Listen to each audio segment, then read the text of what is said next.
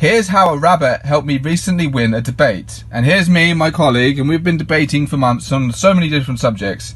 Obviously a big one's been the climate. And a big part of that keeps coming up, we keep going round and round in circles, is overpopulation. Essentially, he believes fundamentally that we need to have less people to solve the problems that we face. And I'm like, no, we need more people. And I think more people good. He thinks more people bad. And this is basically a part of the overpopulation death cult when you break it down.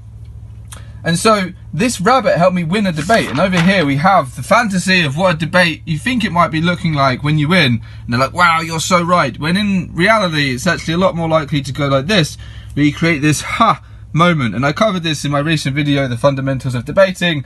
And I got this win because I asked the right question.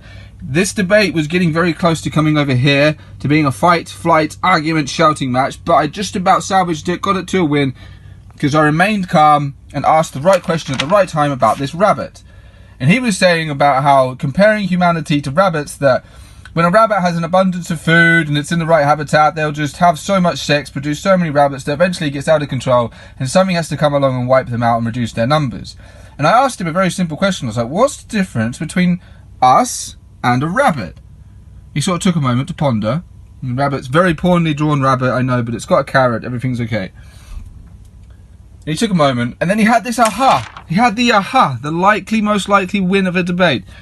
And then, because what I did after I asked him that question, was I said to him about the difference between us and a rabbit is that we can change our behaviour.